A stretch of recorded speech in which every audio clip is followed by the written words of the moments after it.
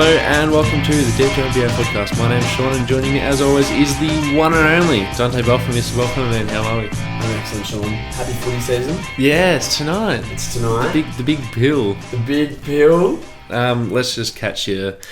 We'll catch your takes right before it happens. Who's going to win tonight, Carlton or Richmond? Richmond are going to win, but the Blues will be good this year. How's this though?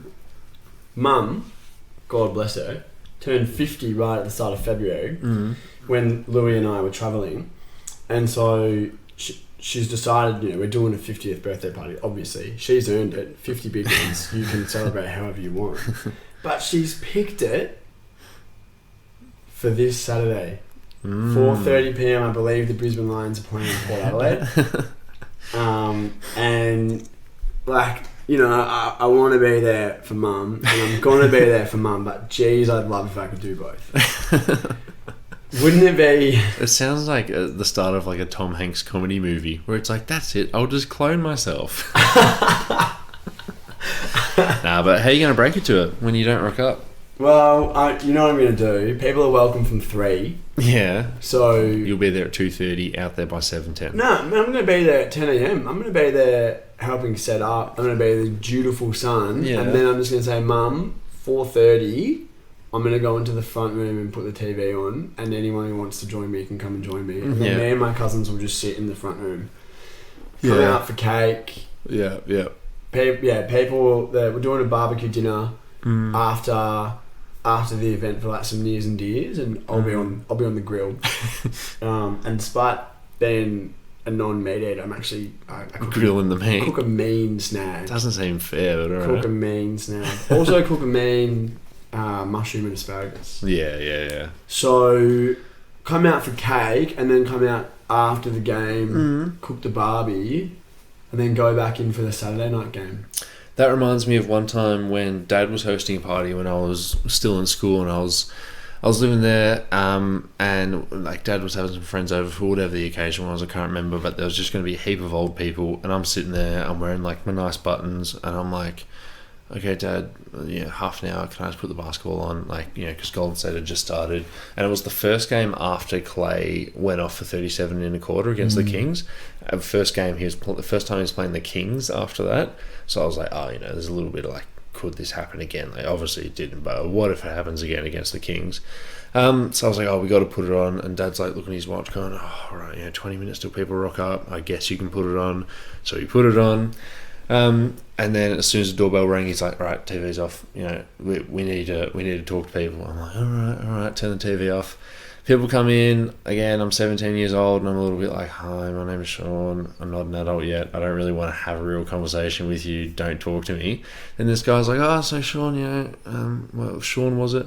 What do you do for fun? And I'm like, I watch basketball. And he's like, NBA? And I'm like, yeah, do you? And he goes, yeah, who do you go for? I'm like, Golden State. And he's like, they're playing right now, aren't they? I'm like, they are. And I never stopped like the stream, the cable.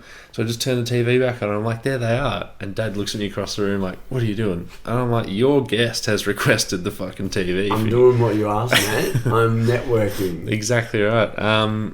Yeah, so a little bit like that. So if you just grab one or two family members who are into footy, throw them in front of the TV, go, I'm merely just helping them enjoy the party. Yeah. Guys, can I get you any drinks? Once you sit here in front of the TV, and then I'll come straight back and get myself a drink. Yeah. Well, I mean, I'll be thinking about it, but you also won't be 17, so you do have to be. Yeah, I'm also 25 and a fully functioning adult, unfortunately. But anyway. Happy 50th, Mum. Happy 50th, Dante's mum. Alright, let's get into the housekeeping. First thing is, we still have merch to sell. Merch, that could be a t-shirt, a hot sauce. That's actually it. That's all we have at the moment. Still got some shirts. Still got 8 bottles of hot sauce. Just a thought, though. I mean, obviously, with our companion podcast, the Jeff Van Gundy NBA Tribute Show, is this, if you take us as a conglomerate, as the TD2 EU... Expanded universe... Is this the widest array of podcast merch that anyone has ever sold? Because not only can you clothe half of your body with the merch that we're collectively selling, but you've also got a great condiment for your curry, your eggs, your sandwich, your pie, whatever you want. You can have half an outfit and a quarter of a meal on us if you just buy our merch. Perfect for me because I don't even wear pants when I'm eating. Well, there you go. You know what happened to me the other day? I'll get your live reaction. I almost never wear a shirt around the house. I was cooking, shirt off, put some oil in a pan to heat up my food. Didn't realise I'd left the oil in the pan for so long, and when I came in and plopped my food in, all the oil splattered, and I've got these... Far out, that's really bad. Lifting up my shirt, these little wounds all over me. They're really bad. It was quite painful. And then I told Mum about it, and she was like, did you like immediately run under cold water? And I was like, oh, no. So anyway, if I had been wearing a Deep 2 NBA podcast extra large t-shirt, I would have been insulated and protected from the oil splatter. So, but just asterisk, we don't take any liability for if you use it to protect yourself from an oil splat. But learn from my mistake and buy our merch. You can get in touch with us where? Anywhere you already see our stuff. Socials, or if you know one of us, you can message us. I was hoping you were going to just go straight in with the... Instagram, Facebook, LinkedIn, but you did cover all of the all the bases. It was much easier. And then second piece of housekeeping: if you're listening to us on Spotify or iTunes, make sure you follow us. Particularly Spotify, make sure you follow us. It's great for the algorithm. Could I just take a page out of your book and take the shirt off? No, please. It's a very hot and humid day here in Melbourne, and I'm going out for dinner afterwards, so I'd hate to get this shirt sweaty. It's a lovely shirt as well. You're giving very Italian Don vibes right now. That's me, huh? Shirtless with the chain. A festival on the weekend. They were just about to start playing Amore by Dean Martin. Yeah. And then before they started, I said, "Can anyone put their hand up if they're Italian?" My hand goes right up. You would have been proud. Ciao, mi chiamo Sean Carol. Anyway, yeah, follow us on Spotify. But Dante, what are we talking about today? We are talking about awards. And you know what we're doing? We're sticking our flag in the ground a few weeks ahead of everybody else. 3 to be precise. We're getting them in there. If you get up to the top of the mountain and you see a flag already up there, it's ours. We're putting them down. If you're listening to this, you know the drill. We're going to go through all the major awards. And this is one of the more simple concepts that an NBA fan could possibly be listening to. So you well and truly do know the drill. So without further ado, let's discuss. With a little bit of further ado, oh my goodness. I feel like this is an episode. If you're trying to get someone into the Deep 2 NBA podcast, this is the one you send them. You've had gems of stories from both of us, and now this is just like the stereotypical NBA podcast. Don't you reckon? Nah. Okay, cool. Well, let's just get into it. This is the stereotypical NBA podcast. No, podcast. This episode, this format of doing awards. Like you reckon awards? Yeah, I feel like because it's a little bit timeless. It's not evergreen, but it's green for a little while. Yeah, and us being completely content-minded as we are. Evergreen content, that's at the absolute pinnacle. If we're continuing the tree metaphor, the evergreen is the foliage, it's the canopy, it's right at the top. That's what you want. Then we get a little bit of Dante greenery chat as well, which is great. Alright, so we're going to run through the awards. We have sourced the betting favourites from Vegas Insider, and we're also going to mention our preseason predictions from the preseason predictions article on thedeep2.com. And just if you are thinking about it, haven't you spent the last 4 years being very anti-sports gambling, and here you are putting sports odds in your bloody podcast? Well, I feel like we've done it before. Not on this episode, right? You bloody social justice warrior. Clamp it. All right, so we'll start off with the biggest award, the biggest individual award, the Big Kahuna. The Big Kahuna. I was really trying to brainstorm one of those stupid awards they just released, but no, the MVP. What's called the Michael Jordan Award. Yeah. Yeah. That was so stupid. It's not done. It's still there.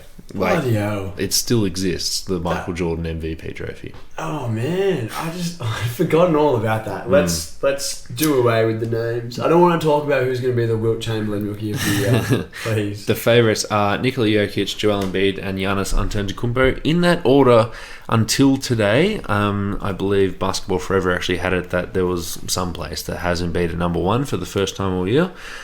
First time since the ball was rolled out there. Pre-season predictions. You picked Giannis Antetokounmpo and I picked Joel Embiid. This is a very, very tight race, as opposed to the last, maybe 5 years, where it's like, oh, we know exactly what's happening. It's already been decided. With 3 weeks left in the season, you should probably know. And I was listening to Bill Simmons' podcast the other day, and he said, when he was sort of touching on his awards a little bit, he said, I'm not actually going to say anything right now because there's 3 weeks left of basketball. Joel Embiid and Nikola Jokic play against each other head-to-head soon, and I just want to watch it and just see what the hell happens. And maybe we can just hype up that head-to-head matchup and say, hey, if you win this game, I'm probably going to vote for you for MVP, just in a nice little cool way to buff up the regular season. But Dante, where do you want to start with this? Do you want to start with who's your pick or thoughts on the race? What do you want to do? Well, I think before we look at naming the name, isn't it so interesting how, just to take a bigger kind of perspective, how the game has evolved since we've been watching, ballpark over the last 10 years or so, and how there was a moment where it was like, wow, the death of the big man. And this is the third or fourth MVP race in a row where the only realistic candidates are all huge. There are elite players at the guard and the wing slots, but the guys who are all here, you've got 2 centers and whatever the fuck you want to call Giannis. You've got 3 big men who are all able to do so much, but this season in particular are all bringing completely different skill sets to the table. Giannis obviously is going to be, a lock for an all defensive spot. A lock for a spot on the first team. Embiid is just I think he's a lock for a defensive team. Yeah.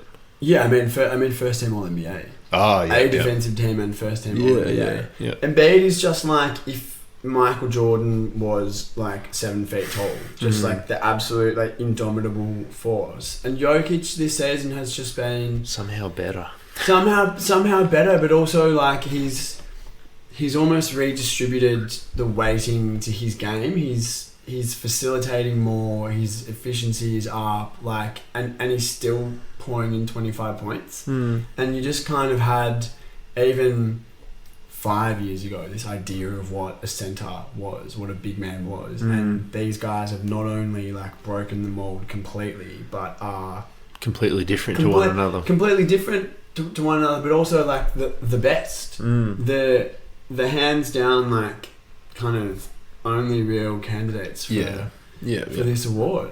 We would not have thought that we would have been here 5 years ago. I think if you did think we'd be here 5 years ago, a doff of the cap to you. So after all of that waffling, I've gone with Jokic. Right. Which if he does win, it would be his 3rd in a row. He would join 9 players ever to have won 3 or more, and he would be the first person since 1984, 85, and 86 to win 3 consecutive, which is Larry Bird. I want Jokic to win because I just love cool stats like that, where it's holy crap, he won 3 in a row. And because you're a Nuggets fan. And because I'm partial to the Denver Nuggets. Yeah. And he's my pick as well. He's just you really set that one up. You really set that. I thought you were going the other way. My preseason prediction was Joel Embiid, but just Joel Embiid. When I think about an MVP, I just think someone who's just purely unstoppable. And Giannis has won it in the past, and it's okay, when Giannis gets into the paint, how are you going to stop him? It's just and we've seen in the playoffs, people just try and build a wall, and the Celtics have had a little bit of success, and so have the Miami Heat. But and with Joel Embiid, it's if his shot's not falling, then he can get to the rim heaps, and he gets to the rim, a little bit too much for my liking in terms of eyeballs and viewing. But Embiid can't pass, and if you do send a double, then it's very much like, oh, you might actually win this possession if you just flash a double, because he's talked about it, other people have talked about it, he's still just not a great passer. But Nikola Jokic will come out some games, just score 14 points, and they'll just absolutely kick the crap out of some other team, and just put them away, because he just knows what to do. And if he wants to score, he can score, and he can assert himself whenever he wants. But he almost seems like a 6'11" massive white Andre Iguodala, where it's like, this dude does not want to shoot the basketball unless it's wide open. But every now and again, he'll just get a little bit annoyed. Like, someone might throw like a cheeky elbow at him, or scratch the back of his arms. Scratch the back of his arms, and it's the most visible thing you've ever fucking seen. On the other side of the court, looks like he did a couple of rounds with the cocaine bear, and then he'll just smack off some double dream shake, spin, sombol shuffle, fade away, and it just goes in because he's just an unstoppable force. I thought they were going to run away with the best record in the league, but the Milwaukee Bucks look like they're going to... Sorry, I'll say it correctly. The Maurice Poldoff Trophy, which is the award to the winner of the regular season. Oh. The Phoenix Suns, winners of the regular season 2 years ago, do you have a banner that says Mo Poldoff Trophy? Nah, but we would have bloody hung the division, wouldn't we? Yeah. Yeah, what do you think about that? But yeah, I like... the three best players on the three best teams, sans Jason Tatum. I think they're all deserving winners, but I'm just going with Jokic for the intrigue and just the fact that he is an unstoppable force. The thing where you could dock him a little bit is the playoff failures, but he's obviously not had Jamal Murray for 2 playoffs now, so it's a little bit like failure. You know, you're furrowing your brow a little bit, but failures like. Usually voters don't want to award a guy if they've voted in this person, then they've gone into the playoffs and just simply not won. Two seasons ago, the discourse going into the 20... What was it? When did he win his first MVP? The 2020-2021 season was, doesn't matter what Giannis does. Giannis could average 35 and 15. He's not getting a sniff at the MVP because we can't trust him because we voted him MVP twice in a row and then he flamed out in the playoffs. Again. I mean... that's kind of silly. And I guess the impulse is understandable that you would say, this guy, maybe we feel like we've been hoodwinked a little bit, that this guy is like so transcendent that he can win 2 MVPs but he can't get it done in the playoffs, and for the voters that's difficult to reconcile. But I think notwithstanding the point that he's over the last 2 seasons missed Murray and MPJ in the playoffs, which no other superstar would be able to drag their team to the finals with the second and third best players out. Like, that's just not a realistic expectation. But I think he's also insulated himself from a lot of that because he kind of has changed his game this season. He's shooting less. He's more hesitant. He's facilitating more. Do you know what his assist numbers are? It's like 10.2. It's 10. As of right now, it's 10. I mean, he's averaging a triple-double. He's averaging a triple-double. And nearly 70% shooting. He has the highest assist percentage in the league. So... I'll just read out his shooting splits. I'll fucking read him out to you. He's going at 63, 41, 82. His true shooting percentage is 70. It's 70. Yeah. The only person who's ever... It's like DeAndre Jordan levels. The only star level player who's ever sniffed that is Steph Curry. In those seasons where he's shooting 10 threes a game and hitting 43%. Like, that's it. Like, what he's doing is as efficient as like a fucking Steph Curry bonanza season. Like, that in and of itself is MVP worthy. The fact that he's averaging a fucking triple-double, that he's a fully realised, like... number one option in a way that Embiid and Giannis just aren't, because even though he's been less assertive with his scoring game, you don't doubt that that's there. Whereas it's not like Embiid could just decide to get better at passing out of the doubles if he wanted to, or Giannis could just develop the 3-point shot, or like 10 different counter moves to get to the rim if he's faced with Al Horford and Robert Williams. Like, we kind of know that those guys have those limitations where it's like, well, talking about the playoffs, like, if Jokic needs to go ham with 5 minutes left in a playoff game, he's just going to do it. Because the previous 2 seasons when he's won MVP, he's averaged 27 points a game, and he's done it by going ham when he needed to. And he also hasn't fallen away in the playoffs. It's the rest of his teammates' knees and backs. He's lifted in the postseason. I think the fact that the Nuggets are looking like a pretty safe bet to be a 1 seed. Especially with Ja Morant. And the fact that there has been the kind of in and out all season, bringing guys into the lineup. Chris Middleton coming back from injury. MPJ and Jamal Murray. Chris Middleton has come back from injury for the Bucks in the same vein.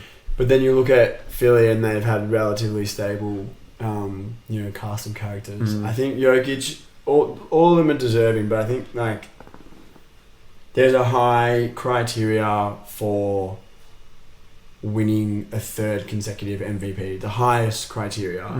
The guy is averaging 25, 12 and 10 on efficiency that we've just never seen before from someone playing his role and his position, and they're a 1 seed.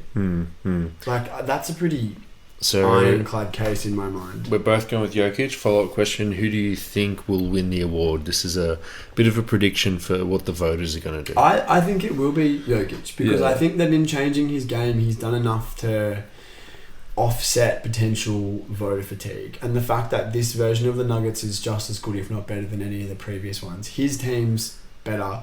He's lifted and changed his game to facilitate his teammates' success. It's not. I think he's less at risk than, say, like Giannis was of being typecast, because he has so kind of perfectly redistributed his focus, I would say. Yeah. Do you think that he's got it, or do you think that there is the voter fatigue? I don't think there's voter fatigue. I just think there's a little bit of Marcus Smart PR campaigning on Embiid's side of things. There was, while you were away, Kendrick Perkins started going on about how Jokic is a stat padder and how he just chases triple doubles, and he's not that good. Kendrick Perkins, shut the fuck up. Yeah. But Kendrick Perkins is like the right wing of NBA commentators. Yeah, he's just an idiot. Not politically. Yeah. But just in the NBA spectrum. In the things that he says. And then they asked Jokic, and he's like, "Oh, I don't stat pad," and then they're like, "Oh, okay." Cool. And he's just like, I'm just not going to spend any time on it. Yeah. And then a couple of days later, Giannis Antetokounmpo had the one where he went up and they were beating the Wizards. They had already secured the win. And he tried to get the triple double. Yeah. And then since then, the chat has gone down. But I think there is a little bit of a PR push that we're going to see really hard over the next couple of weeks, the final couple of weeks, from Embiid's front, because Embiid last year did the exact same thing. Jokic should clearly run away with it, but Embiid's team was just putting up this whole narrative where it's like, just let's not forget that he was playing soccer in Cameroon when he was 16, and Luke Rashad and Baramute found him. We're just going to share a couple of stories with that information in there. Embiid, I think, really tried. It just wasn't his year in terms of Jokic had clearly run away with it. Because it's tighter, there's one more head-to-head matchup. If Embiid wins that, I can see the content machine churning over. James Harden's going to come out and say some stuff about how Jokic is, just not that good, because James Harden has said this stuff before about Giannis, where he said, "I'd love to be 7 foot and could just run fast." Because James Harden is also a professional hater at this stage of his career. Well, for what it's worth, as of today, the 76ers are 42-22, and the Nuggets are 46-23. Denver Nuggets losers of 4 straight. Yeah, how's that? Pretty weird. So they're pretty much equal pegging. And they're going to play against each other. Going down the home run, and I think team record in a situation like this is going to be a useful thing that voters will consider as a tiebreaker. But I have enough faith in 2023 that the narrative side of things isn't going to clinch anything. I think we have come a got Marcus Smart Defensive Player of the Year. It's different though. Because it's easier to convince people because it's hard to watch defense. Marcus Smart Defensive Player of the Year, Triple J was a great candidate last year, but it wasn't as good as his one this year. It wasn't as good as his one this year, but also it wasn't as good as previous defensive players of the year. Marcus Smart would not have won that award if there was like an absolutely mind-bogglingly Rudy Gobert level. Yeah, well, there was a down year Rudy Gobert as well. You know, like those candidates are better candidates than Marcus Smart, and it's fair to say Marcus Smart's defensive player of the year was maybe one of the weaker successes of the last like 5 to 6 years. I think that's completely a fair point to make. Whereas that's just not the case this season with Embiid. There's not like a weak crowd where you can narrative your way in. It's like you're coming up against Giannis, who's just doing the same thing that he's always done, and that's incredible and MVP caliber in and of itself. And Jokic, who he's better. Wax lyrical enough about it, but there's no like weakness for Embiid to exploit with like narrative. Like I think that there's enough. There's enough there in the gumption's a better word than there. In the voting populace to say like, okay, like we get it, like you're the second best player in the league. This guy's just better. Yeah. Let's move on to Rookie of the Year. The favourites in this order are Paolo Banchero, Benny Math, and Walker Kessler. We both predicted Paolo Banchero. I've written here, let's try and keep this one nice and tight, not a lot to cover. Paolo Banchero is the only guy who has shown, he was borderline all-star this year. He's the only guy who's shown, in my eyes, all NBA potential, where it's like you can actually see it happen. It's not like, if Ben Math hits like 20% more shots, he could be an all-star. 20%. It's like, Paolo Banchero, like, you can see where he's going to destroy defenses for the next 15 years. Yeah. Do you have anything to say on this, or is this a tight one? No, I do. I do have a bit to say, which is, I think that the only two realistic candidates is Banchero and Benny Math. And has there been a Rookie of the Year race that's more... what number does it start with than these guys? Because what's Paolo's number start with? It's not great. Really? Yeah. Damn. His splits currently are 42, 31, 75. Can I just say he had a month where he shot 0.8% from 3 when you were gone. That is what's the phrase? What number does it start with? That's bloody.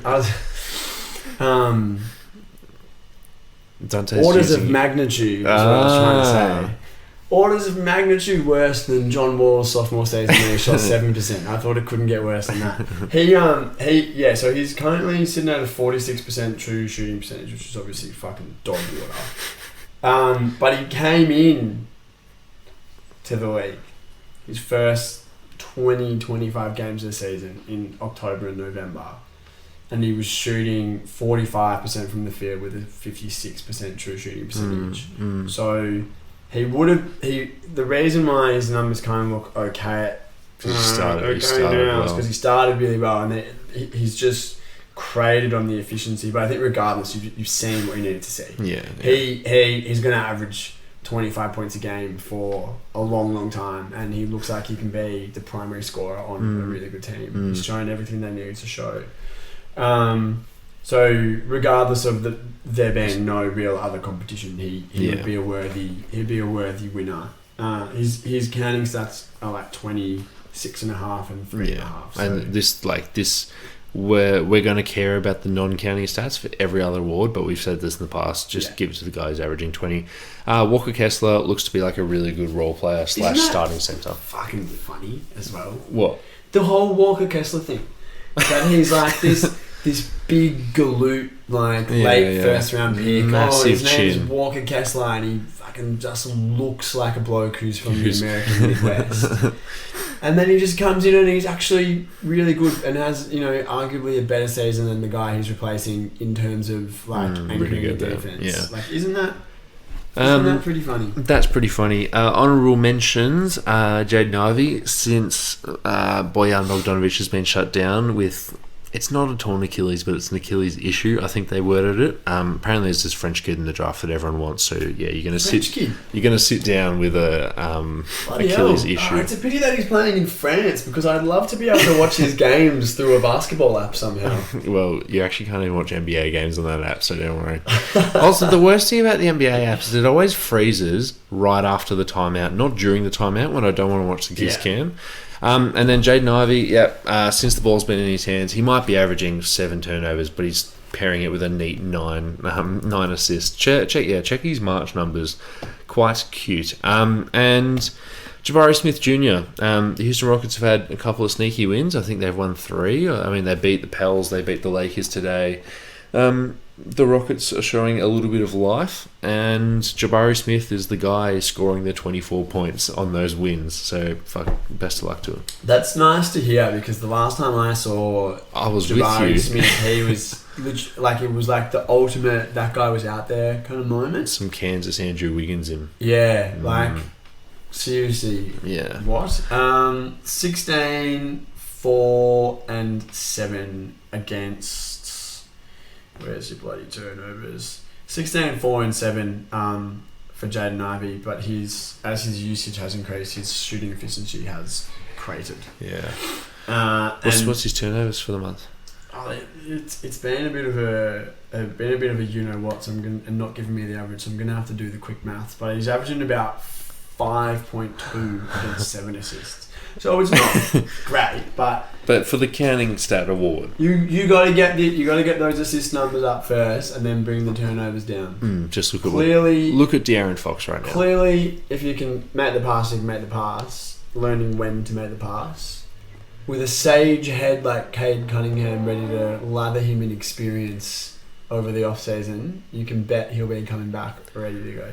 The next award is the Sixth Man of the Year. The favourites are Malcolm Brogdon, who is tied favourite with Russell Westbrook, and third was Tyrese Maxey, I think, but I've written down Norman Powell because I would call Tyrese Maxey a starter. Surely Maxey is not a sixth man, not eligible. Yeah, that's why I didn't write him. Can I just say the wording for how to qualify for sixth man is, quote, to be eligible for the award, a player must come off the bench in more games than he starts, unquote. Russell Westbrook has started every single game for the LA Clippers since he joined, but he came off the bench in 49 games. Maxey's played 48 games with 29 starts, which means he would need to come off the bench for essentially a lot of the rest of the season to be eligible. Yeah, so let's say there's 15 more games remaining. So we need to do like a 10-5 split bench starts. When you were gone, Doc Rivers said, you're asking me why we're changing the lineup so much. We've got 3 starting lineups. What's wrong with that? And then John Hollinger was like, yeah, you got 3 starting lineups. You got one when James Harden's injured, you got one when PJ Tucker's injured, and you got one that you play if everyone's healthy. George is Nang, not a starter. I just need less of Tom Thibodeau's thoughts. Doc Rivers, my bad. Our pre-season predictions, you picked Jordan Poole to win the award, and mine's redacted, actually, my pre-season prediction. Why is yours redacted, I wonder? So this guy jumped out of a fire and caught a basketball, and then he just knew that's what he wanted to do for the rest of his life. You having a laugh? Don't get that one. That was very, very obvious in foresight that Bones Highland was not going to win the Sixth Man of the Year. Extremely obvious. I didn't think that it would go this badly for him. Yeah, I didn't think he would fucking get I didn't think he would piss off what seems to be the nice organisation in the Denver Nuggets, who's only been player friendly. Like, they paid Jamal a year before he actually showed March. They paid Michael Porter Jr. despite his back injuries. Imagine how they would have looked after a bloke that jumped out of a fire. I mean, they're looking after all these other regular blokes. Yeah. And this bloke is a fucking hero. Did you know he's from Wilmington, Delaware? Yeah. Weird that the organisation that has not had any. I mean, Torrey Craig actually sort of bitched his way out there and shot a few shots after he got traded / not paid. Again, you're Torrey Craig. Yeah, it's just weird that the team that has only been known as player friendly, you find your way out of there, and now he's out of the Clippers rotation. He didn't touch the court today against Golden State, which we should have won, but fuck that. It's just a bit weird because he's got talent. He hits his shots, and he's some of them, but he's also 21. Weird. Yeah, so I picked Bones Harlan. He's not going to win. So it's almost definitely Malcolm Brogdon's award. You think almost definitely? Well, Russell Westbrook's going to qualify, but he was mainly up there because he was wearing. He's got the history of just Westbrook fans. I was actually at Dr. Moore's the other day.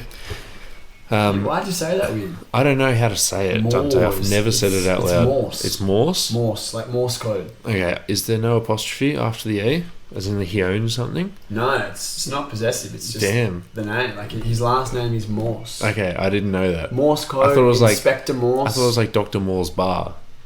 No. Fuck. Bad. No. Anyway, so I'm there, and then a friend comes up, and he goes, "Sean, you like basketball?" I'm like, "That's me." Just sorry to track back on. Busy Burns. Busy Burns. He's shooting 39% from the field this season. So what's he shooting from three? It's pretty good. 37. But you got to be... Especially as Jokic's teammate. It's just the absolute minimum expectation is that it starts with a 4. If it doesn't start with a 4, that I'm Don't out. talk to me. Yeah, I don't want to hear about it. Yes, this guy came up and he's like, so surely like this is the place Russ gets going, because you know how there's just Russ fans. Wait, so you're at Dr. Morse and this random guy comes up to you? A friend, but I haven't seen him in a while. Yeah. And he's like, "Oh, Sean, you're into the basketball. This is where Russ just proves them all wrong, isn't it?" I'm like, "No, actually, no. This is why." Eric Gordon is finishing instead of him for starters, which is pretty cool. But Russ is there because he's just got that cachet of fans who just go, he has to win.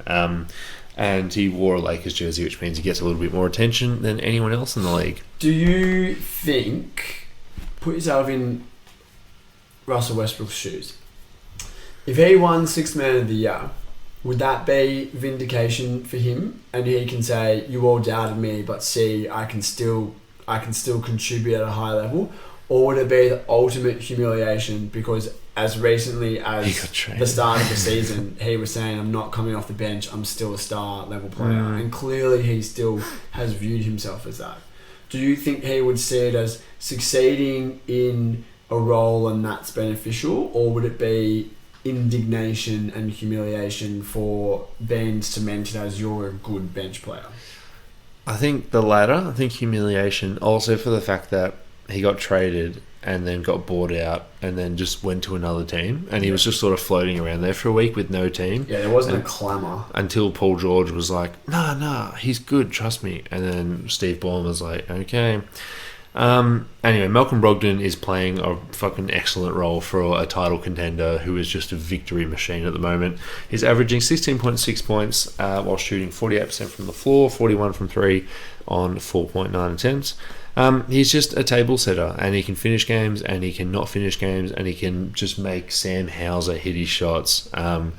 You know the case about Malcolm Brogdon. I feel like you're one of his bigger fans. Sorry, I accidentally just read out Norman Powell's numbers. Can you read out Malcolm Brogdon's numbers? Oh, you let me get them up. Brogdon, table setter for a very good team. I think Brogdon's averaging something like 14, 5 and 4 or something. Let's go. 14.5, 4, 3.5. And he's shooting 49, 46, 88. Cool. And he just has been exactly what they needed. They haven't had this steadiness in their in their guard depth in the past. And when they have had someone who's like a bit more steady, they haven't had the who was that fucking skinhead bloke? You know the one. That little mini man. Peyton Pritchard. Yeah, Peyton Pritchard. Peyton Pritchard is just as a player archetype, less frantic and more point guardy than either Derek White or Marcus Smart, but he's just not as good, and he's quite small. But he's good though. No, he is good, but Brogdon is just like a capital P, capital G point guard. Yeah.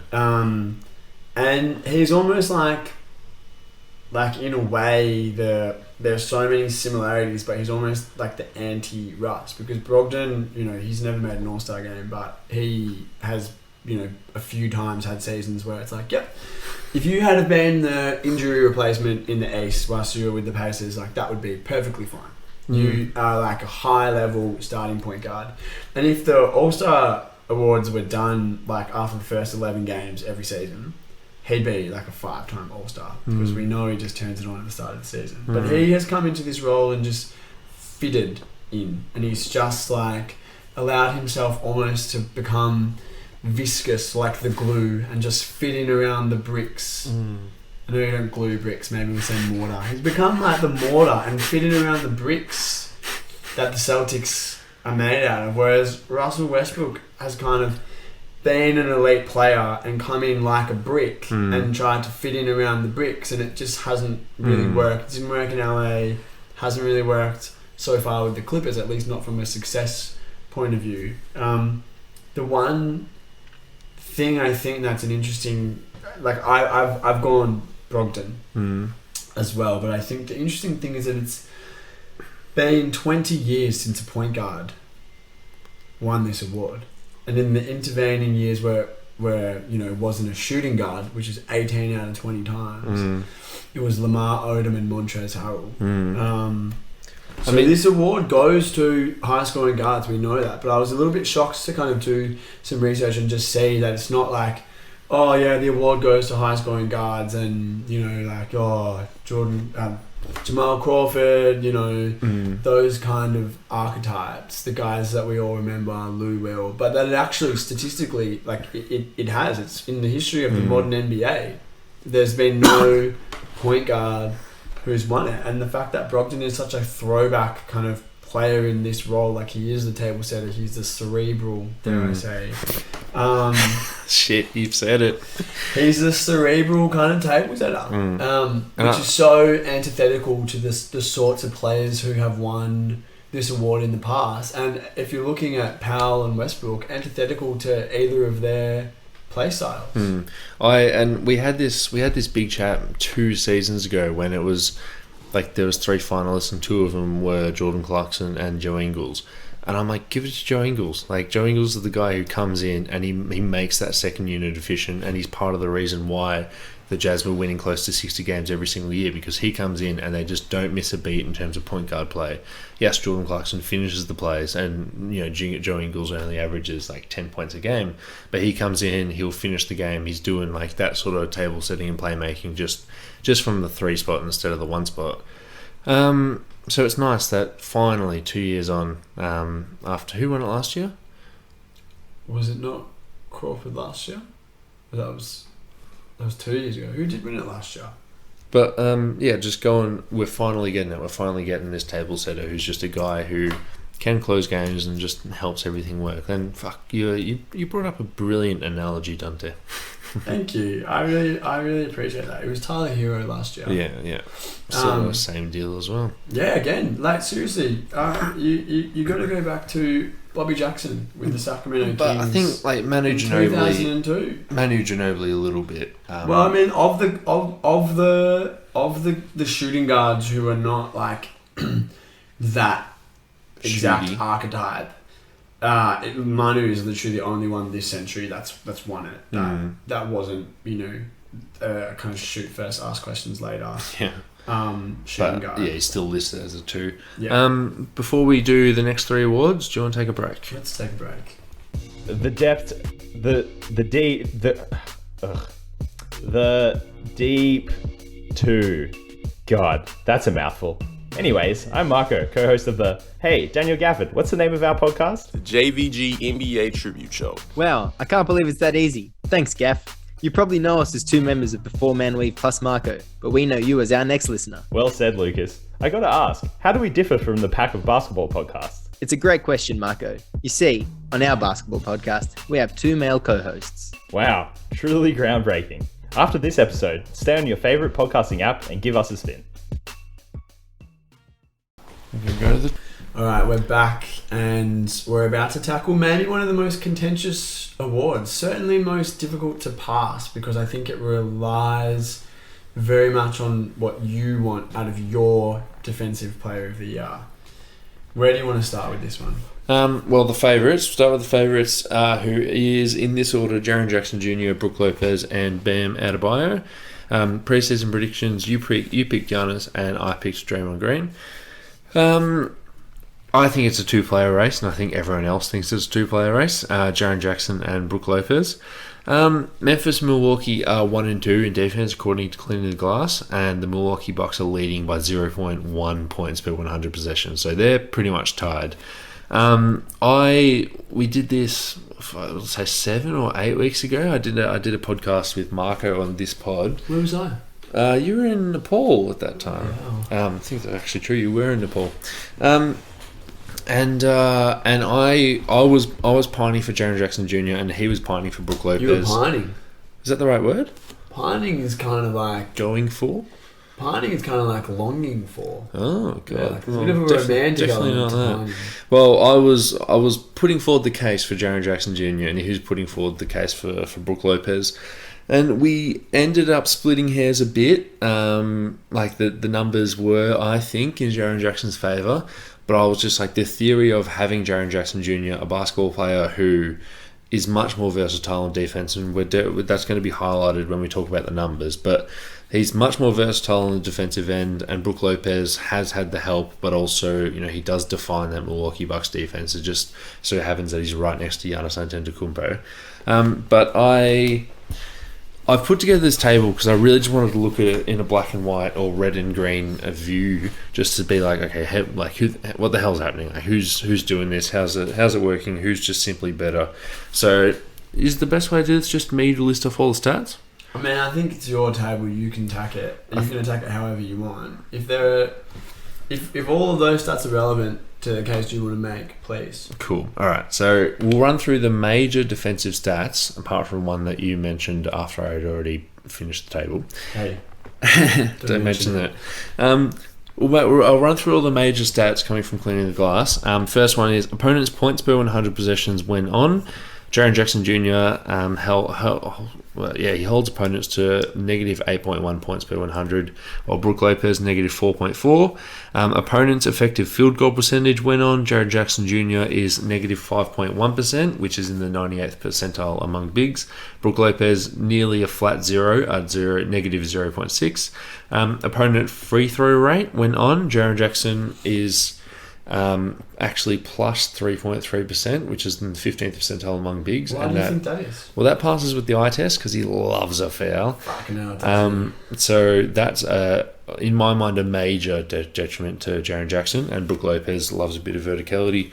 The spirit of Roy Hibbert lives on. He's at negative 6.1%, which is in the 98th percentile. So I'd say the first big win for Brook Lopez here. Opponent frequency of shots at the rim. Jaren Jackson Jr. actually encourages shots at the rim. He gets plus 0.6%, which puts him just around the halfway point of all bigs in the league. And Brook Lopez is negative 6%, which is the best in the league among all bigs. So Brook Lopez is deterring shots at the rim. Then opponents' percentage at the rim in terms of makes. Jaren Jackson Jr., best in the league. Teams are making nearly 10% less, 9.8% less of their shots at the rim when he's on the court.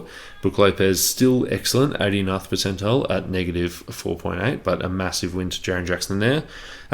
Then I talked a little bit about three-point frequency and percentage, which is obviously going to sway in Jaren Jackson Jr.'s favour, but I think we have to mention the fact that he does get out to the screens and he can switch and he can hang with guards, while Brook Lopez, his role is to stay at the free throw line and just walk with his arms behind him.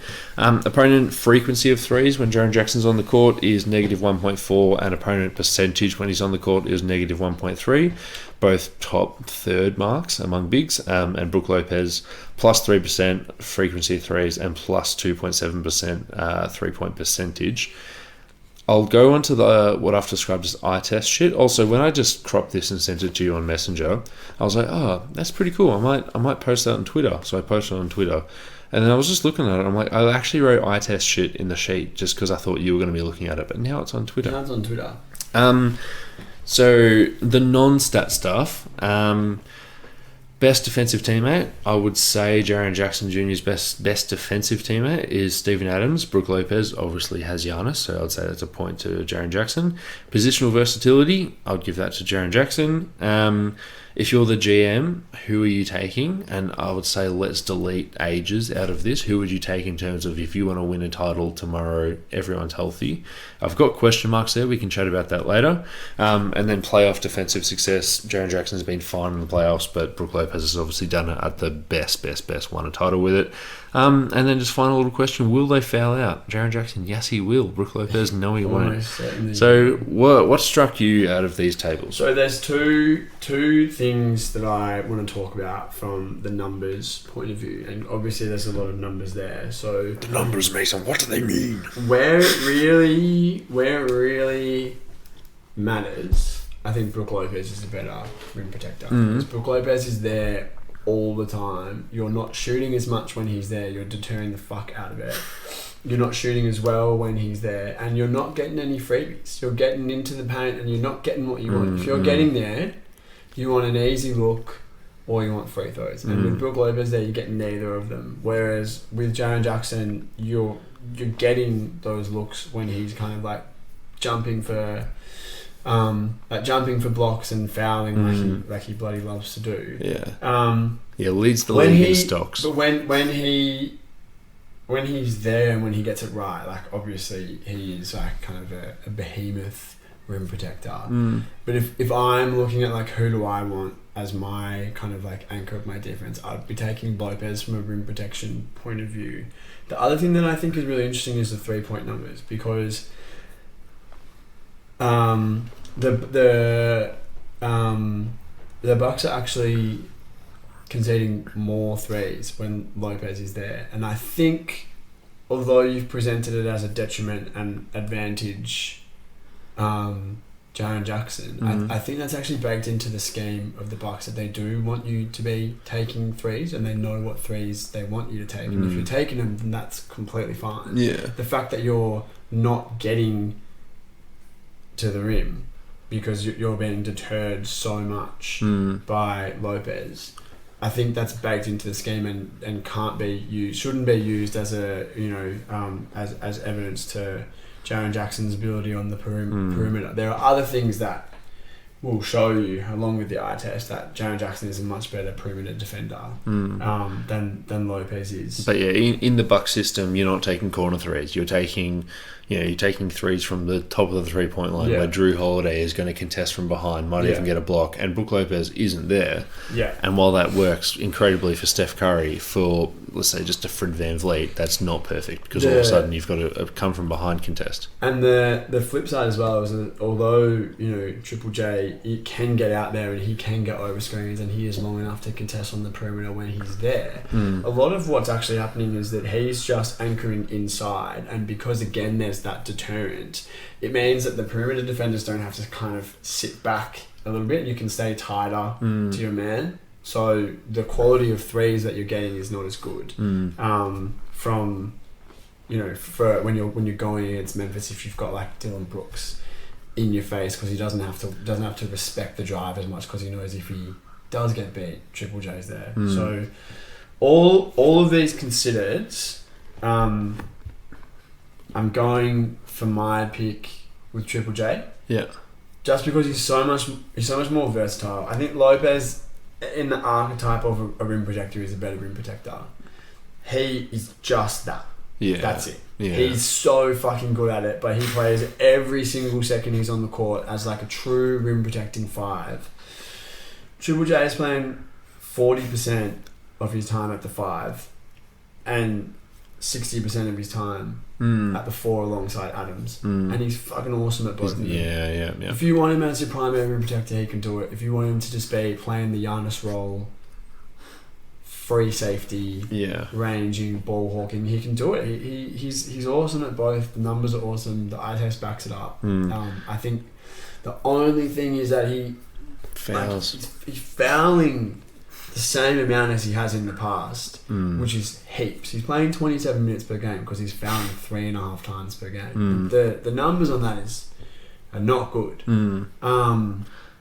But he's just gotten so good at everything around the fouls that like when he gets it wrong, it's like, what are you fucking doing? But when he doesn't get it wrong, he's getting it so right every single time. Like he's maximizing everything else about his game. And I think overall the impact on that is Yeah. greater.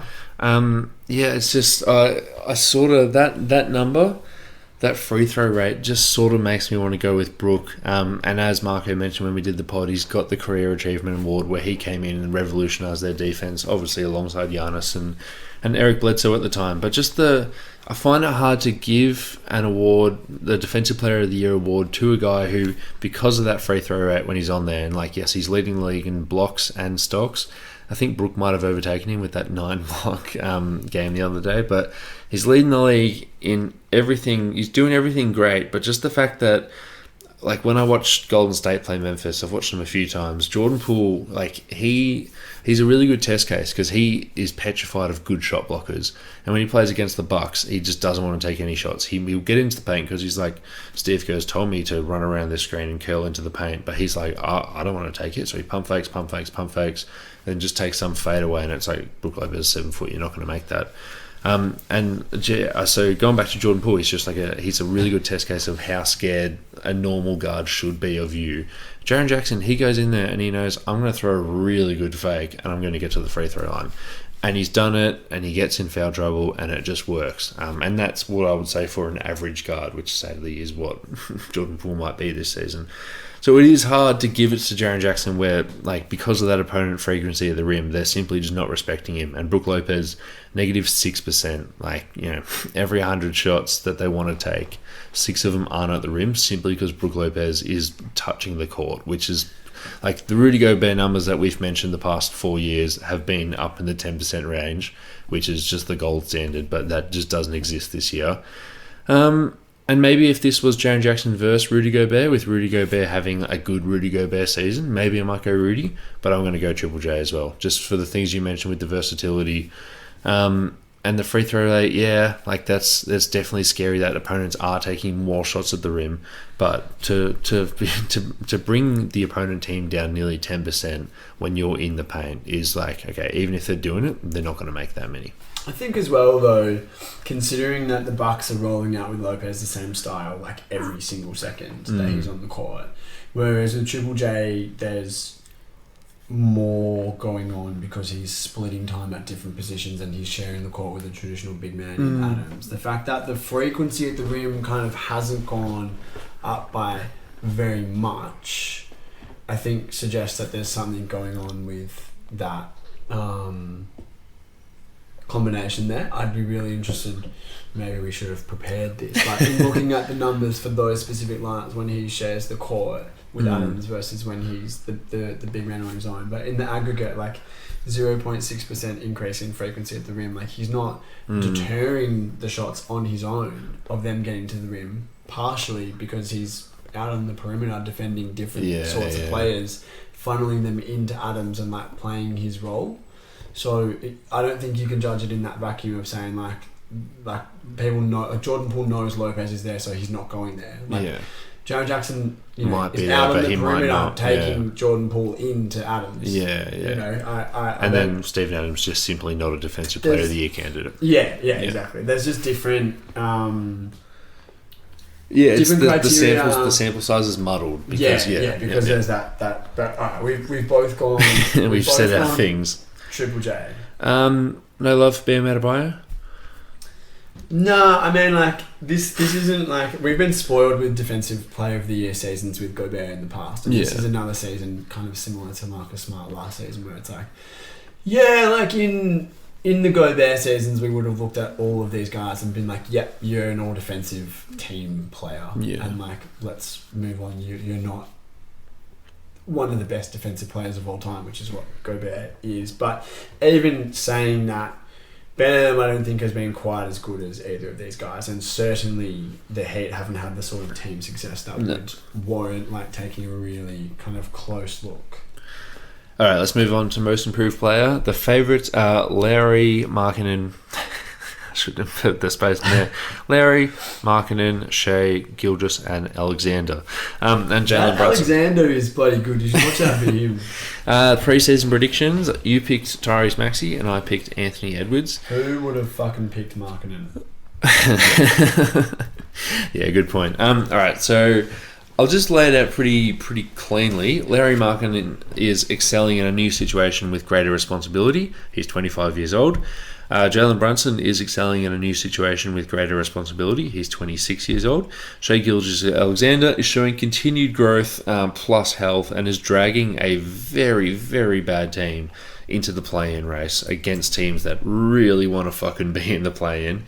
He's 24 years old. Now, I'm mentioning their ages because I know you and I both think the same when it comes to most improved. Let's not just pick the second-year guard who happened to usurp the starting shooting guard role. Who are you going with? I mean, I think realistically, the only candidate is Markkinen. I disagree. I think Markkinen is for me the easy choice. No. Yeah. Because he's changed his game in so many different ways. He's a go-to scorer. He's you post him up. He's just got all this new tools in his toolbox now that he just didn't have as a 3-and-D wing in Cleveland. I mean, I guess maybe he did have those. Can I just butt in? Because all these guys have got the numbers jump where it's you've gone from 18 points to 20 points. Of course. Everyone's got the numbers to jump up and it's that's your case. But I'm talking theory. The numbers are not just numbers, they're all contextual. Mm. Anyway, we can get to that. Markkinen, when he was in Chicago, showed that second year he averaged 17, 18 points a game, really good efficiency. He showed what he's showing now, and then he kind of had an off year, and then has been in marginalised roles since then. And what he's kind of done now isn't just get back to building upon the skills that we knew that he had somewhere, but that we doubted we would ever see again after a year playing in 3 in Cleveland and a year in dysfunctional Chicago. He's become a bona fide first option for a team that is competitive in the West. They're currently the 13th seed. Yikes! But that's very But close. that's a very contextual. That's a very contextual number. They're in the play-in race. Yeah, they're in the play-in race, and they're they're just as good as the Thunder, for example. And they're also not much of a drop off after they got rid of all the good shooters and fucking table setters. He's just doing what he's doing, and he's doing it at efficiency that a high volume big man could be excused for not doing it. Yeah. For example, the seasons when Cat is shooting 47% from the field, it's it's Cat. He's taking tough shots and he's taking lots of threes, and if you're a big man who's the first option, you can be excused for not hitting 50%. Markkinen's only flirting with 50, 40, 90 whilst averaging 25 points a game, going from on a bad team. It's not for me about the numbers of he's an 11-point increase in his points per game and he's rebounding better than he has. It's the fact that he's stepped up to being a legitimate all-star level player. Yeah. That there's no he was an all-star and he was an all-star. He was a reserve. He was a reserve, but there's no one he might have been the last guy. But no one's he shouldn't get in. It's not like a bloody Monte Ellis averaging 25 points a game 10 years ago. And it's you can kind of say this is empty calories. Markkinen is just doing it, and from a position last season where he was completely marginalised and kind of playing shit as well.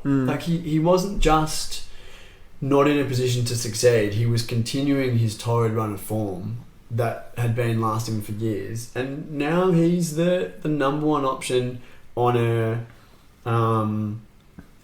a competitive Western Conference team. And I will give you the floor, but before I do, the difference for me with something like Shai is that he's improved immeasurably, and I wouldn't have said before the season, I think he's going to be All NBA, which he obviously will be.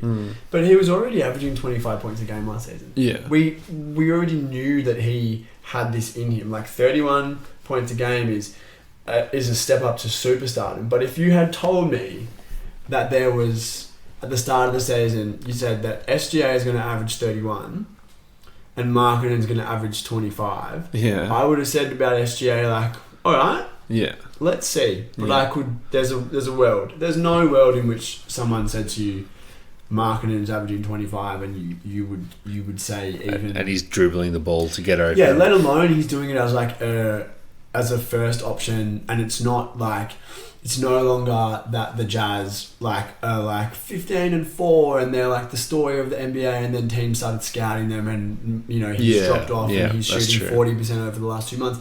Where it's 70 games in, teams know who the guy is. No, I'm not going to argue that. I'm not, because he hasn't had a drop off. Like he's just doing it. Yeah. He's very mechanical in that way. I will mention Jalen Brunson. I think it's a similar case as Larry Markkanen, but just not as strong. That's why maybe he's the third favourite, and that's why I'm not going to pick him. Tyrese Haliburton, just the age thing gets me there, and Nick Claxton. Well, I don't really give a fuck anymore. You're sort of doing a Walker Kesslerism for the rookie of the year. Yeah, I think Claxton's doesn't. It's not like he's a defensive player of the year right now. Haliburton is a really interesting one. But he's just so young. Age. Yeah. What do you mean? Just like the CJ McCollum most improved player, where it's like, oh, okay, you went from a team where you were the second most important guard. Obviously, you got traded halfway through the year, but now you've just been given the keys and you've improved. But you're supposed to improve. You're a third-year guard. Yeah. So my pick is Shai Gilgeous-Alexander. Beautiful prediction from you there.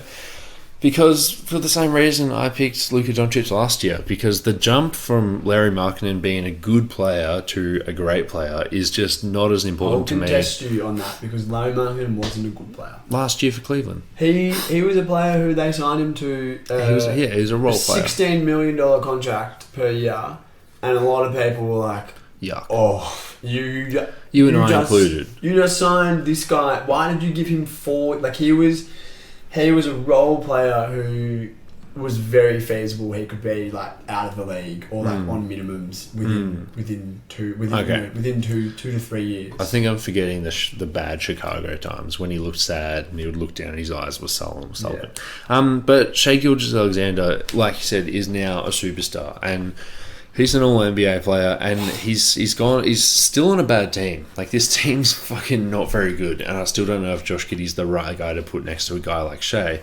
But Shai, just him, like, you watch that team play, and no one respects Josh Giddey, and, I mean, they're playing Isaiah Joe, who's a very good shooter, but it's like, he was on waivers because Philly were like, we don't want to fucking pay this dude. We don't even like him in the G League. That's their best shooter. Lou Dort is whatever, like, he's Marcus Smart, but at the shooting guard position. Their bigs are Jalen Williams, who's still very bad at basketball. They just don't have anyone else. Dario Saric is playing 20 minutes for a game for this team. Because Shai Gilgeous-Alexander is just so independent of everything else going on, where he has something now. He's developed that skill where he can sort of like, he can get past his defender no matter who they are, and then he sort of tiptoes along the free throw line, and then he just rises up. He's like, his hands are right out, fully stretched, and it's just a flick of the wrist. And when he's fading, he's bigger than every guard who guards him. You have to put the big guy on him, but if you do, eventually OKC is going to have a counter when they draft the next French kid or whatever.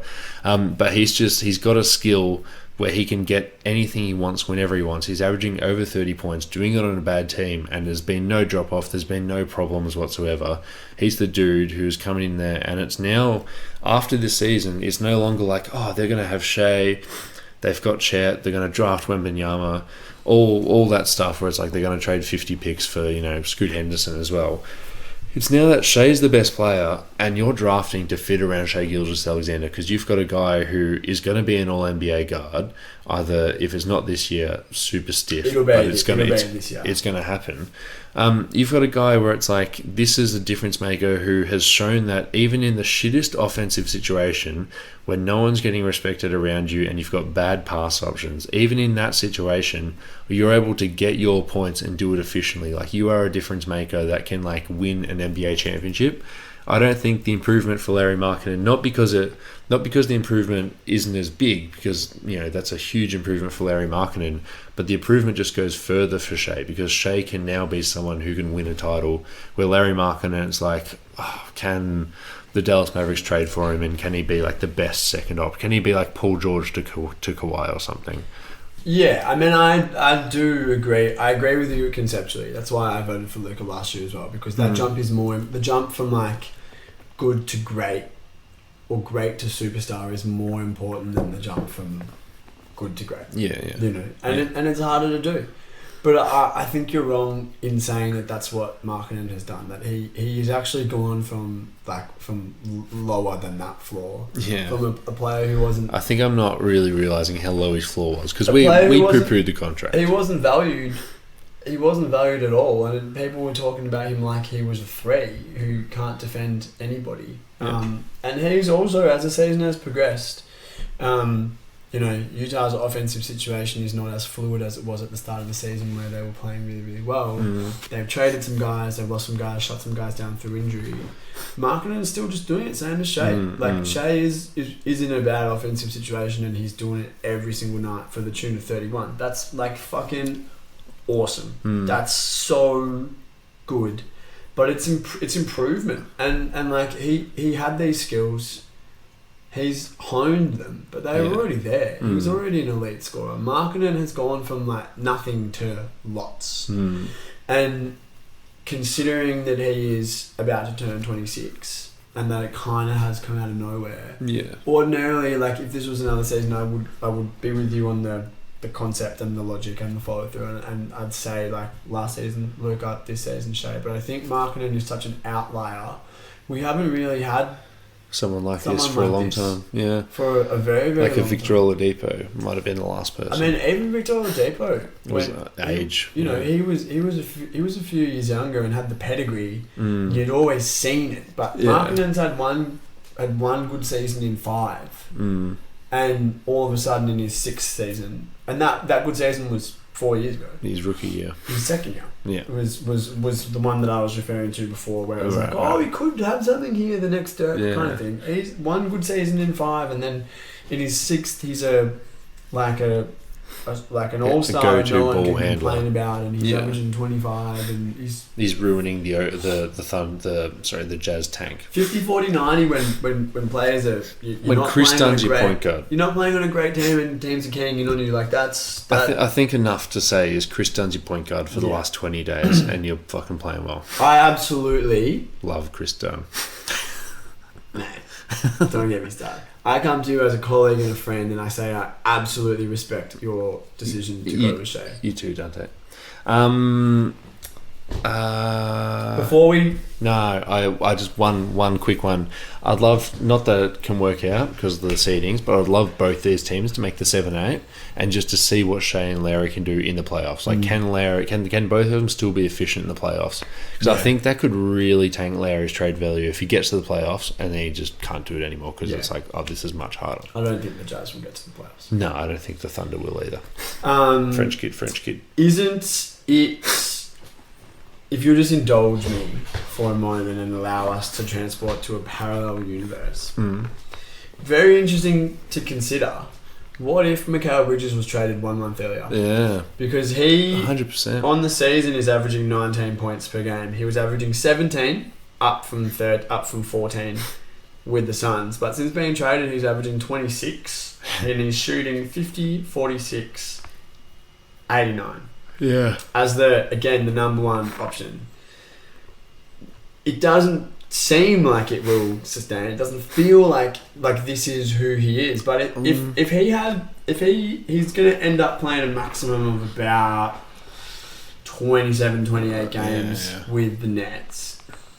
If he can keep that going, he might be in people's... If he can keep his form going, he might sneak into people's top 5s. Yeah. And if you added if he played half the season with the Nets and he was averaging 25 plus, in addition to all of the defensive stuff that we know and love, whilst taking on such a bigger role, and his efficiency and his turnovers being completely fine. His efficiency's gone up with his volume, and his turnovers are stayed the same. Interesting to consider, because that again is another wrinkle of a different type of player. You've got I think it's quite similar to Larry though, because he's doing so much off the dribble and he's operating so much in the mid-range, and I think he's not going to shoot 1,000,000% like he is now. That is going to drop off a bit, but everything he's doing, it's not it's not like, oh, you were doing this in Phoenix and then now you're doing it in a black and white jersey and it goes in. It's like, you weren't doing this and now you're doing it and you could do it, but Phoenix were never going to ask you to do that. I kind of think it's closer to Brunson in terms of like, Brunson for a long time in Dallas wasn't doing this stuff and then got the opportunity to do it and it was like, oh, fuck, I didn't know you could do that. Yeah. And then, he's carried that over this year.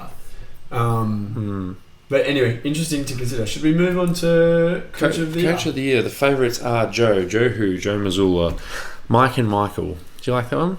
Yeah, it's pretty funny. Mike Brown and Michael Malone. Our pre-season predictions were you picked Willie the Silly Green and I picked Michael Malone. And I picked Michael Malone because it's just about time. Like, he's been a 50-plus win team for so long.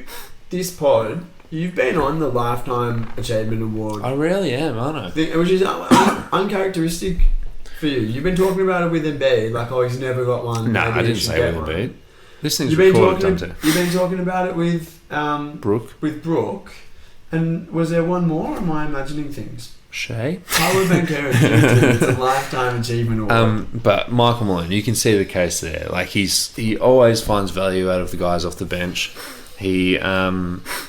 Ever since they lost to the Minnesota Timberwolves on the last day of the season, they've been a top seed. They've been 50-plus win team.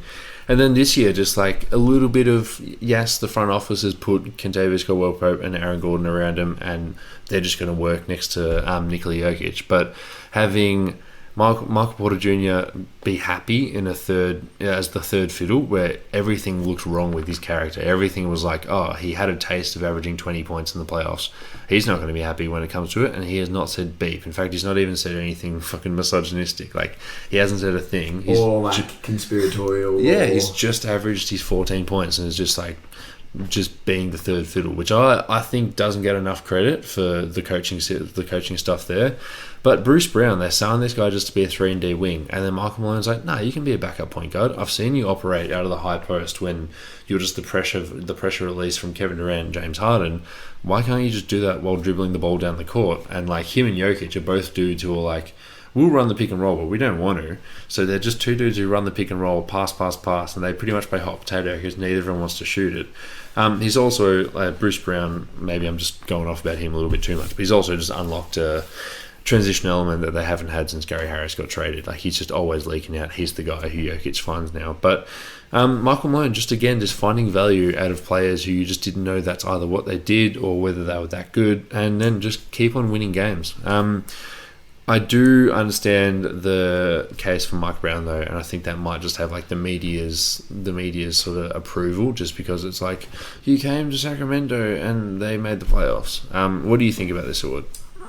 I mean, I'm not even gonna offer like a take, like a choice, but I think Mike Brown is gonna win it, hands down. I think that exactly what you just said. Like, not only sustained offense. Not only did you come to Sacramento and make the playoffs, but they're the 2 seed.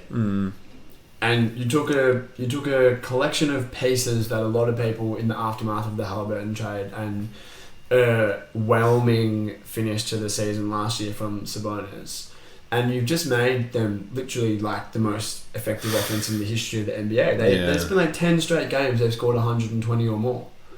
I mean, they're the best offense in the league. That's something like pretty incredible from a team that, you know, Sabonis obviously has been an all-star before and was an all-star this season. But then the rest of the pieces outside of Fox, who there were major question marks around coming into this season, and boy has he delivered. The rest of the pieces are kind of like good role players and unproven young guys, and they've just come together. And I think, considering that this is an award and not like a metrics-based thing, that I just think Mike Brown is a fait accompli to walk away with this award for the second time. Yeah, in his career. pretty wild. He might be the first coach to win Coach of the Year in 2 different decades, with 1 decade in between. Because I think he won it in like the late aughts. And he was known as a defensive-minded coach, and now he's just offense. 14 or 15 years in between his first and second. So I'm not really wedded. Like, I don't really have a horse in the race. Yeah. But I think he is going to win. But a few of the other candidates, Mazzulla is an interesting one. He's just too cringe. Oh my God. He's actually like, yeah, bad. So cringe. He doesn't pass the beer test. No, oh my fucking God. I'll tell you what he does pass though. Yeah. The communion cup and a wafer on a Sunday morning test. That's for all my Catholics out there.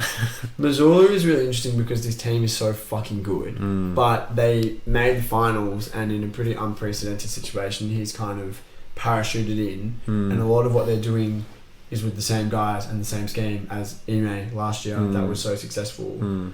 I think the argument for him, more than them being a 2 seed and having a great season, is that he has steadied the ship through a pretty rocky transition and has been able to sustain the success. Yeah. It's not some genius thing that he's come in and invented something completely new, but there is a real like He just took care of the skill. shit. He's like stewarded this, and that's a real coaching skill that I think gets overlooked. But another guy who has absolutely no shot to win it, but in the same vein as wouldn't it be interesting if, and also from the same team as Mikal Bridges, Jacques Vaughan. Yeah. He's not going to get mentioned in many of the conversations, but the Nets, who have dealt with, I'm not even going to list The shit. that they've dealt with, but he took over after Steve Nash got fired 15 games into the season, quickly became the permanent head coach after playing and performing really well, and also the Nets being pressured out of hiring Ime. Let's brush over that part for the sake of my narrative. But the Nets are 39-30, and Durant and Irving don't play for them. Yeah.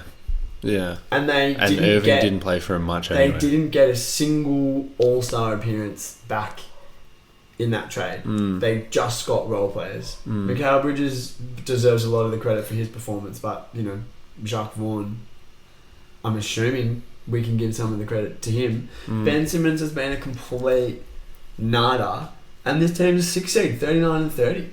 Yeah. Talk about like steadying the ship and keeping everyone together through it all, and losing 20 plus All-Star appearances and your 2 best players, and still being at the moment comfortably 2 games ahead of the Heat for the 6 seed. Yeah. That's a pretty impressive coaching job. He's not He's not the best, but it's like very impressive. Yeah. I mean, last night I had an epiphany, and then I wrote it down. It was like, maybe I should just throw in a take about Darvin Ham and about how he's just like, since the All-Star break, they've had the number 1 defense. He's just found a way to win. What time was this? This was maybe 12 o'clock. Sounds like a 12 o'clock sort of thing. This is without LeBron James for most of this post-All-Star stretch. Yeah. Again, could also give it to the Executive of the Year, who we're not going to talk about. You could give that to as an executive award for getting Vando and stuff. And then today, you're going to get Executive of the Year because you got Vando? Fucking hell. Well, if you ask our group chat, yeah, probably. Execs dropped off. According to 538, before they lost to the fucking Rockets today, they had a 62% chance of making the playoffs. That's pretty cool, but just don't. If I'm feeling good about the Lakers for the first time, like in a couple of years, don't lose to the Rockets. I know Anthony Davis was out, LeBron's still out, but like, don't lose to the Rockets, and that's going to hurt their fucking playoff chances. But I don't want to talk about Darvin Ham too much. My pick is Michael Malone, but Mike Brown's going to win. Yeah, I think this is just possibly the most, in my eyes, the most clear. Yeah, that we know how. I think Paolo Banchero is pretty clear. Yeah, no, true. Those two are the most clear cut. Like we know how this award works. Yeah, it's a combination of record and story, and he's got a great record and fucking hell, an awesome story. Again, like it's so crazy how life and time and the world works. Because if you had told me 2 seasons ago, you had said Mike Brown is going to have the best offense in NBA history and be the man to break Sacramento's late teen whatever playoff drought. 16. It's going to be Mike Brown, and this is how he's going to do it. I mean, I would have like, I don't know what I would have done, but I tell you what, I would have been shocked. You would have just gone back to your computer and laughed at Larry Markkanen's stats. No matter what I had done, I would have done it with a shocked attitude, because I could not believe that someone would even deign to say that to me. And yet here we are. We're in mid-March. The Kings are going to be a top 4 seed. Yeah, a real one. A real one. Yeah. I mean, and Mike Brown is the coach. Yeah. Bloody Yeah, hell. yeah. The Steve Kerr coaching tree keeps growing. And it just in Sacramento, really. Yeah. Cool. Good pod. I think that's one of the best we've done in a long time. Well, it's one of the... Only we've done it in a long one of the time. two we've done in a long time, for Man, sure. I can't believe you oil splat. That's nuts. Yeah, I know. They're So bad. They're so itchy. Seriously, I'm at work all day, like with my hand up my shirt. People are trying to talk to me about official stuff, and I'm just going, "Yeah, like tell me about all the logistics of that." Rubbing my chest, and I'm getting looks, and Yeah, and there's nothing you can do. Once it burns down, it's done. yeah. Anyway, say a prayer for me. You enjoy the footy. I'm going to enjoy not watching the footy. What's the score? No, come on. I actually don't. I actually don't want to know the score. Okay, cool. I'll I've enjoy. just looked at it. I'll enjoy the footy. And I'll You enjoy enjoy the your pizza, Mhm. and I'll see you when I'm looking at you. See you then.